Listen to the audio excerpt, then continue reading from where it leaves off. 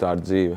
Un, ja Mārtiņš nezina par elektriku, tad arī jautājiet man. Šis ir Mārtiņš Vansāns, energo kompānijas Enefit vadītājs. Un šis ir reperis Fiņķis. Viņš arī kaut ko saprot no enerģijas. Kopā viņš šodien iejutīsies skolotāju ādā, mācot 9. B klasei, kā rodas enerģija. Bet sākumā iesvējumās misijas Terēze Stalmane viņus apmācīs. Pastāst, kas svarīgākais, kad tu nostājies klases priekšā? Pirms tam nepieciešams plāns. Un ir tāds teiciens, ja tev nebūs plāna, skolēniem būs plāns tev. Kas ir svarīgi no skolotāja puses, lai vadot eksperimentu tik lielai klasei? Kas ir tie pamatprincipi, lai tas tiešām izdotos? Ja skolēniem jāsaprot, kas ir gala rezultāts, ko viņi izveidos. Un ļoti bieži, kas notiek, skolēni ķeras pie sastāvdaļām, ierauga tur skaistas diodītes, bet jūsu mērķis ir parādīt, kas ir tas gala rezultāts, un ko uz to gala rezultātu mēs iesim pa solīšiem kopā. Jā.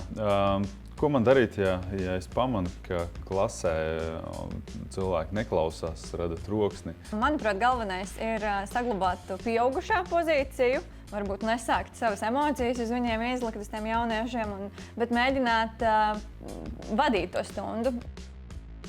Es esmu Mārtiņš, Enefit vadītājs. Nedaudz saistīta tēma ar enerģētiku un šo stundu tā kā arī es šeit esmu. Un, ja Mārtiņš nezina par elektriku, tad arī jautājiet man. Es tiešām zinu pilnīgi visu par enerģiju, tā kā droši. Bet man ir viens jautājums jums pašā sākumā. Kā mainītos jūsu nākamās 24 stundas, ja jums nebūtu pieejama elektrība? Kas mainītos? Jūs spēlējat futbolu? Jā, bet būtu grūti gatavot. Telefons izbeigtos. Okay. Viss no tā beigtos. Visdrīzāk tie, kas ir influenceri vai kaut kādā veidā saistīti ar sociāliem tīkliem, tas arī izbeigtos. Jā. Vienmēr sakot, mēs ļoti daudz kur izmantojam elektroenerģiju. Un kaut kā tā enerģija nonāk līdz kabatai vai līdz mūsu gaismām, un tā nonāk reāli laikā. Kāds super drosmīgais pacels roku un nosauks visus enerģijas ražošanas veidus Latvijā. Tā, hidroelektrostacijā, vējs, atoms. Tā dzīve. Salikt vienu caur vienu pusi, otru caur otru un tad savienot vienkārši.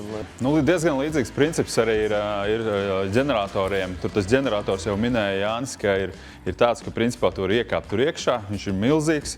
Šķiet, ka viss radošās industrijas, ka tas kaut kādā veidā no tevīm spiež tikai tādu neracionālu domāšanu un ideju spļaušanu, bet patiesībā tajā visā ir diezgan daudz ļoti racionālu darbības. Tādas STEM zinātnes, jeb matemātika, fizika, robotika un tā palīdz attīstīt noteikti arī radošumu. Prieks iepazīties.